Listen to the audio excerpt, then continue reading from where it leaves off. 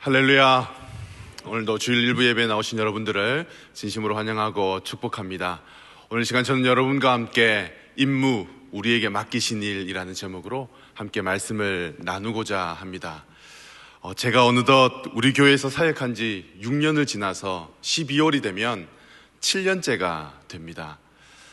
매년 가을마다 아내와 함께 하는 것이 있는데, 여러분 그림에 나오는 이곳이 어딘지 아십니까? 신불산 간월제입니다. 지금까지 매년마다 잊지 않고 아내와 함께 이곳을 방문합니다. 저는 사실 등산하는 것을 좋아하지 않습니다. 그래서 등산보다는 다른 구기 종목이나 운동하는 것을 좋아하는데, 특별히 이 간월제를 가는 것을 너무너무 좋아합니다. 왜냐하면 올라가는 길이 험하지 않고, 또 아내와 함께 이야기할 수 있어서 좋고, 또 올라갈 때마다 자연의 풍경과 억새평원은 정말 너무너무 아름답습니다. 그리고 무엇보다 등산하고 정상에서 먹는 김밥과 라면은 정말 맛있습니다. 가을이 되면 또 아내와 함께 하는 것이 또 하나 있습니다. 그것은 바로 올해 희망행복축제에 누구를 초대할까 함께 의논하는 것입니다. 울산에 온 첫 해에 아무런 연고가 없던 저에게는 사실 누군가를 초대한다는 것이 굉장한 큰 부담감이었습니다. 하지만 지금은 이맘때가 되면 자연스럽게 누구를 초대할까? 누구를 초대하면 좋겠어? 라고 함께 의논하고 계획을 세웁니다. 그래서 올해는 누구를 초대할까 하고 이야기하면서 첫 번째로 생각났던 사람은 제 머리를 만져주시는 헤어 디자이너 분이었습니다. 지금까지 한 4년째 단골 고객인데요. 그래서 그분에게는 올해만큼은 초대해야 되겠다, 그런 생각을 했습니다. 두 번째로 생각났던 분은 울산에 살고 계신 저의 친척분들이었습니다. 울산에 저희만 살고 있는 줄 알았는데 알고 보니 몇몇 분의 친척분들도 살고 계시더라고요. 그리고 마침 교회를 안 다니시더라고요. 그래서 이번에는 우리 친척분들에게도 복음을 전하고 또 초대하겠다, 그런 생각을 했습니다. 그리고 세 번째로 생각났던 분들은 저희 집 아이들이 중학교 1학년과 초등학교 3학년인데요. 여러 번 이렇게 우연한 계기를 통해서 그 친구들의 부모님을 만났던 적들이 있었습니다. 그래서 이번에는 그 아이들의 친구 부모님을 초대하면 좋겠다, 그런 생각도 했었습니다. 사랑하는 여러분, 우리 교회는 이렇게 가을이 되면 희망행복축제를 준비합니다. 마음의 거룩한 부담감을 가지고 VIP를 작정하며 또 기도합니다. 만나서 식사도 하고 준비한 선물을 전달하기도 하고 그분들을 교회로 초대하여 복음을 듣게 합니다. 여러분, 우리가 이렇게까지 시간을 들여 물질을 들여 힘과 정성을 다해 이렇게 희망행복축제를 준비하는 이유가 뭘까요? 오늘 말씀의 제목처럼 희망행복축제는, 영혼 구원은 예수님께서 우리에게 맡기신 임무이기 때문에 그렇습니다. 우리 35절 말씀을 함께 읽겠습니다. 예수께서 모든 성과 촌에 두루 다니사 저희 회당에서 가르치시며 천국 복음을 전파하시며 모든 병과 모든 약한 것을 고치시니라. 아멘. 35절 말씀은 예수님께서 하신 세 가지 일을 소개합니다. 이것을 우리는 예수님의 3대 사역이다라고 말합니다. 예수님께서는 가시는 곳마다 회당에서 말씀을 가르치시고 천국 복음을 전파하시고 모든 약한 것들 고치시는 그런 사역을 하셨습니다. 그렇다면 여러분, 훗날 예수님께서 하늘로 승천하시고 난 다음에 이 예수님께서 하신 이 사역을 그 다음에 누가 해야 할까요? 이 땅에 남겨진 예수님의 제자들이 해야 할 일입니다.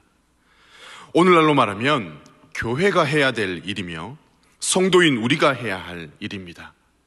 즉, 가르치고 전파하며 고치는 이 세 가지 사역은 예수님께서 성도인 우리에게 맡기신 임무라는 것입니다. 이것이 왜 우리가 희망행복축제를 해야 하는가에 대한 해답입니다. 저는 오늘 여러분과 함께 희망행복축제를 앞두고 VIP를 작정하는 이 주일 아침, 본문에 등장하는 예수님의 두 가지 모습을 주목하여 살펴보려고 합니다. 자, 첫 번째입니다. 예수님은 두루 다니셨습니다. 35절 말씀을 다시 한 번 더 보시면 예수님께서 모든 성과 촌에 두루 다니셨다는 것은 이스라엘의 모든 지역을 한 군데도 빠짐없이 모두 방문하셨다는 말일까요?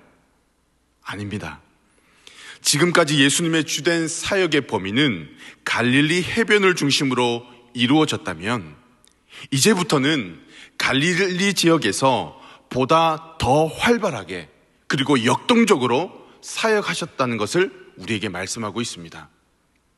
또한 예수님께서 모든 성과 촌에 두루 다니셨다는 것은 마가복음 6장 31절 말씀의 표현처럼 음식 먹을 겨를도 없이 한 사람이라도 더 구원하기 위해서 예수님은 쉴 틈 없이 열심히 성실하게 가르치시고 전파하시며 치유하시는 사역을 하셨다는 것을 우리에게 보여주고 있습니다.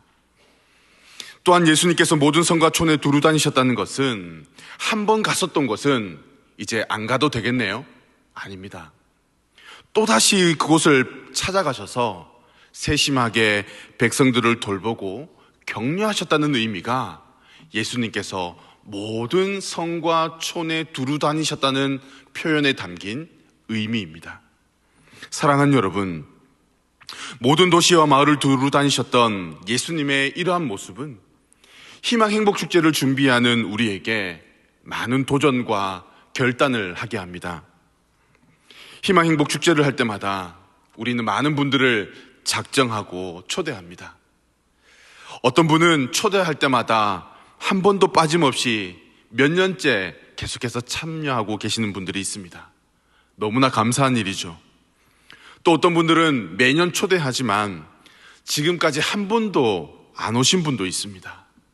또 어떤 분은 복음을 듣고 지금까지 너무너무 감사하게도 신앙생활을 열심히 또 잘하고 계신 분들도 있지만 또 어떤 분은 후라이팬만 받아가시는 분들도 있습니다. 하지만 여러분, 상관없습니다. 우리는 계속 초대하고 전할 뿐입니다. 고린도전서 3장 6절 말씀처럼 나는 심었고 아볼로는 물을 주었으되 오직 하나님께서 자라게 하셨다는 말씀처럼 무엇보다 그들의 마음을 움직이시고 그들의 발걸음을 움직이시는 분은 우리 하나님인 줄 믿습니다. 이를 이루시고 또 되게 하시는 분은 하나님이신 줄 믿습니다. 반복이 기적을 낳는다는 담임 목사님의 말씀처럼, 그리고 모든 성과 촌을 두루 다니셨던 예수님의 모습처럼 이번 희망행복축제를 준비하는 우리 모두가 예수님께서 그 누구도 아닌 나에게 맡기신 임무라는 것을 기억함으로 VIP를 작정하고 또 활발하게 성실하게 세심하게 그들을 돌아볼 때 가랑비에 옷이 젖듯이 놀라운 구원의 은혜와 기적이 일어나기를 예수님의 이름으로 축복합니다. 두 번째로 주목해야 할 예수님의 모습은 예수님은 무리들을 불쌍히 여기셨습니다. 36절 말씀을 우리 함께 읽겠습니다.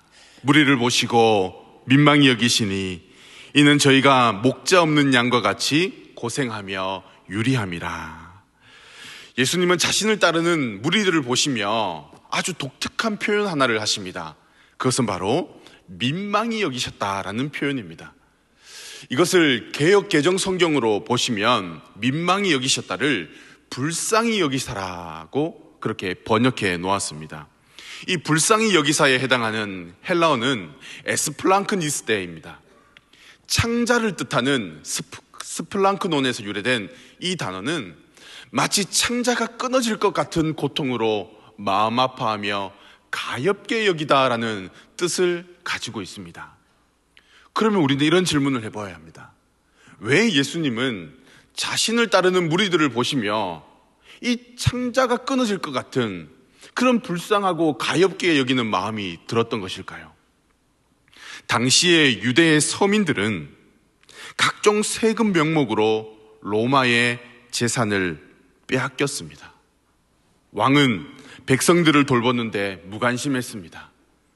자신들을 바른 길로 인도해 줄 종교 지도자들도 어떻게 하면 이 백성들로 하여금 돈을 뜯어낼 수 있을까 혈안이 되어 있던 상태였습니다. 이렇다 보니 도시와 마을마다 각종 병자들과 이 영적인 결핍 상태에 놓여 있는 비참한 생활을 하는 사람들이 그만큼 많았던 것입니다. 이런 상황을 아셨던 예수님은 그래서 자신을 따르는 그 무리를 보시면서 목자 없는 양과 같이 고생하며 유리하다라고 말씀하고 있는 것입니다. 여기서 고생하다라는 말은 괴로움을 당하다, 낙담하다라는 의미이고, 유리하다라는 말은 쓰러지다, 땅에 엎드리다라는 뜻입니다. 결국 이 고생함과 유리함이라는 이 두 개의 단어는 하나님 없이 살아가는 사람들이 느끼고 경험하는 비참함을 나타내는 단어입니다. 이것을 바꿔 말하면 그들에게 생명의 꼴을 먹이며 평안의 길로 인도하시는 목자가 바로 예수님이라는 것을 우리에게 말씀하고 있습니다. 오늘날 우리 주변에도 이렇게 목자 없는 양과 같이 괴로움 속에 낙담하며 쓰러져 있는 사람들이 얼마나 많이 있습니까?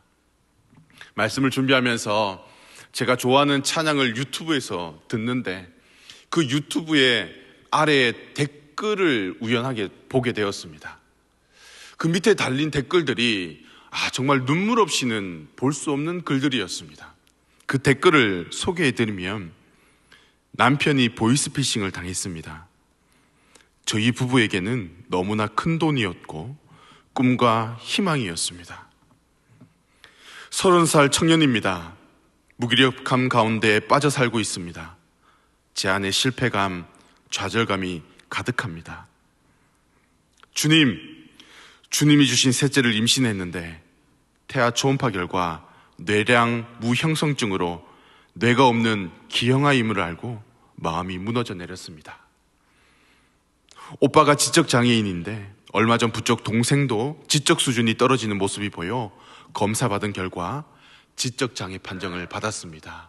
주님, 제가 어떻게 해야 할까요? 이러한 댓글 외에도 우리 안에는 아직 남편이 교회를 다니지 않아서 마음 아파하고 있는 분들도 있을 것입니다. 자녀들이 교회를 떠나 있어 돌아오기를 눈물로 기도하고 있는 분들도 계실 것입니다.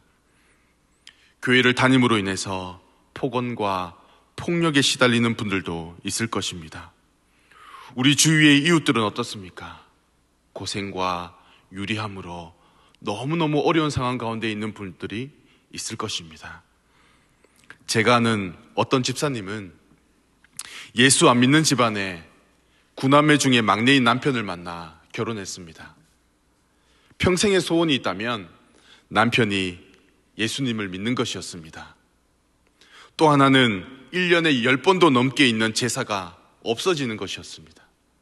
그리고 무엇보다 예수님 안 믿는 시댁 식구들이 모두 다 예수님 믿는 것이 이 집사님의 소원이었다고 합니다. 그러나 집사님을 제외하고는 모든 가족들이 하나님 없이 살아가다 보니 얼마나 많이 부딪히고 상처받고 고통 가운데 지냈는지 모릅니다. 하지만 그 집사님 마음 안에는 이 가족들을 향한 불쌍히 여기는 마음이 있었대요. 오늘 불쌍히 여기는 이 원어의 뜻처럼 창자가 끊어질 것 같은 그런 애통하는 마음과 불쌍히 여기는 마음이 그 집사님 마음 안에 있으니까 물론 낙심될 때도 있었지만 기도하면서 포기하지 않았다고 합니다. 결국 훗날 이 집사님의 남편이 장로님이 되고 불도가 심했던 시어머니가 예수님을 믿고 천국 갔으며 아들이 목사가 되어 지금 이렇게 대형교회 주일 일부 예배에서 말씀을 전하고 있습니다. 사랑하는 여러분, 지금 우리에게 가장 필요한 것이 뭘까요? 그것은 바로 불쌍히 여기는 마음입니다. 예수님께서 놀라운 기적을 베푸실 때마다 등장하는 단어가 있는데 그것은 바로 그들을 불쌍히 여기셨다라는 단어입니다.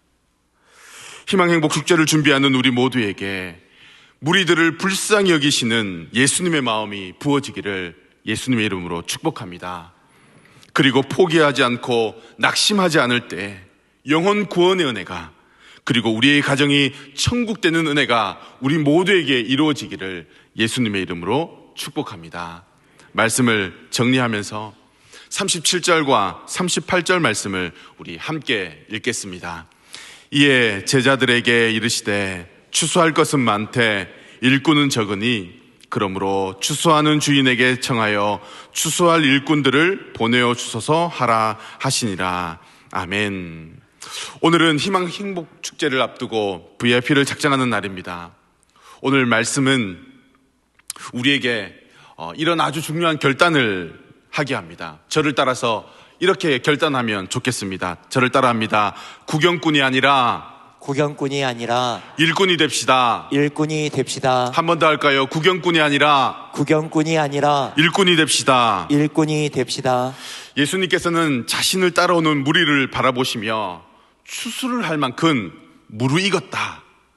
그리고 추수할 일꾼이 적다라고 말씀합니다. 그렇습니다. 예수님을 따르는 무리는 많았습니다. 하지만 예수님과 같이 사역하는 일꾼들은 고작 12명의 제자들과 70여 명의 전부였습니다. 대부분의 무리들은 예수님께 도움을 바라는 자들이었습니다. 떡을 바라고 쫓아다녔고, 기적을 행하는 것을 구경하려고 몰려들었고, 각종 병을 치유받고자 따르는 사람들이었습니다. 그런데 오늘날에도 예수님의 제자들처럼 적극적인 일꾼이 있는가 하는 반면에 바리새인과 서기관들처럼 반대하고 방해하는 사람도 있습니다. 자신은 참여하지 않고 그저 영화나 스포츠 경기를 관람하듯 예배에만 참여하는 사람도 있습니다. 여러분, 우리 함께 영혼 구원하는 일에 힘씁시다. 희망행복축제 VIP 작정에 적극적으로 참여합시다 라고 하면 우리는 안 되는 이유부터 찾고 못하는 이유를 차고 넘치게 만들곤 합니다. 사랑하는 여러분, 주님의 일에 우리가 구경꾼이 되어서 되겠습니까? 일하고 싶어도 일할 수 없는 때가 오기 전에, 전도하고 싶어도 전도할 수 없는 때가 오기 전에 영혼을 구원하는 일에 적극적으로 참여하는 일꾼들이 되기를 예수님의 이름으로 축복합니다. 혹 일꾼이 없다고 낙심하고 계십니까? 우리 교회에는 참된 일꾼이 없어 하고 그렇게 생각하고 계십니까? 다른 곳에서 찾지 마십시오. 바로 내가 예수님이 원하시는 참된 일꾼이 될 수 있습니다. 지금도 예수님께서는 가시는 곳마다 가르치고 전파하며 고치는 이 사역에 우리 모두가 적극적으로 동참하며 하나님 나라의 거룩한 일꾼으로 나서주기를 기대하고 계십니다. 이 기대에 부응하는 우리 모두가 되기를 축복합니다. 아멘. 모든 도시와 마을을 두루 다니시며 무리들을 불쌍히 여기신 예수님의 모습처럼 이번 희망행복축제를 준비하는 우리 모두가 예수님께서 다른 누군가가 아닌 나에게 맡기신 임무라는 것을 기억하며 최선을 다해 활발하게 성실하게 세심하게 VIP를 돌아보며 추수의 계절 이 가을에 아름다운 결실을 맺는 우리 모두가 될 수 있기를 예수님의 이름으로 축복합니다. 아멘. 우리 앞에 나온 기도 제목을 함께 읽고 기도하겠습니다. 살아계신 하나님, 우리를 불쌍히 여겨 주옵소서. 살아계신 하나님, 남편을, 아내를, 자녀들을, 이웃들을 불쌍히 여기는 마음을 부어 주시옵소서. 예수님께서 모든 도시와 성을 두루 다니셨던 것처럼 이번 희망행복축제를 준비하는 우리 모두가 예수님께서 맡기신 임무라는 것을 기억하며 구경꾼이 아니라 일꾼이 되게 하시고 활발하게 성실하게 세심하게 VIP를 돌봄으로 아름다운 열매를 맺게 하여 주옵소서. 우리 시간 말씀을 기억하면서 함께 기도하며 나가겠습니다. 살아계신 하나님 아버지, 희망행복축제를 우리에게 허락하심을 감사합니다. 희망행복축제를 준비하면서 오늘 VIP를 작정하는 시간을 가지게 됩니다. 오늘 예수님의 이 두 가지 모습을 통해서 온 성과 마을을 두루 다니셨던 예수님처럼 우리들을 불쌍히 여기셨던 예수님의 마음이 우리에게 부어지기를 소망합니다. 주여, 우리를 불쌍히 여겨 주옵소서. 살아계신 하나님, 우리의 남편을, 아내를, 자녀들을, 우리 이웃들을 불쌍히 여기는 그런 마음을 우리에게 부어 주시옵소서. 예수님께서 모든 도시와 성을 두루 다니셨던 것처럼 이번 희망행복축제를 준비하는 우리 모두가 예수님께서 그 누구가 아닌 나에게 맡기신 임무라는 것을 기억하며 구경꾼이 아니라 관람객이 아니라 일꾼이 되게 하여 주시옵소서. 최선을 다하여 활발하게, 성실하게, 세심하게 VIP를 돌봄으로 아름다운 이 계절 가을에 아름다운 열매를, 풍성한 열매를 맺는 우리 모두가 될 수 있도록 주님 축복하여 주시옵소서. 참 좋으신 하나님 아버지, 오늘 우리에게 귀한 말씀을 주셨습니다. 희망행복축제를 우리에게 허락하셨습니다. 우리 모두에게 예수님의 마음처럼 우리 주변에 있는 그 무리들을 불쌍히 여기는 마음을 우리에게 허락하여 주시옵소서. 특별히 남편을, 아내를, 자녀들을 불쌍히 여기는 마음을 우리 가운데 부어 주시옵소서. 예수님께서 모든 도시와 성을 두루 다니셨던 것처럼 희망행복축제를 준비하는 우리 모두가 예수님께서 나에게 맡기신 임무라는 것을 기억하며 구경꾼이 아니라 일꾼이 될 수 있도록 축복하여 주시옵소서. 그래서 이번 희망행복축제 가운데에 아름다운 결실을 맺는 우리 모두가 되게 하여 주시옵소서. 이 시간 마음을 담아 물질로 예배합니다. 마음을 다해, 뜻을 다해, 힘을 다해 드리오니 드린 예물 위에 30배, 60배, 100배로 갚아주시고 1000배, 만배의 풍성한 은혜와 복을 우리에게 갚아 주시옵소서. 영적 최전방에서 이 모든 일을 앞서서 행하시는 담임 목사님을 축복하여 주시고 강건함의 축복을 더하여 주시고 이 모든 사역을 잘 이끌어 나가실 수 있도록 축복하여 주시옵소서. 예수님의 이름으로 기도드렸습니다. 아멘.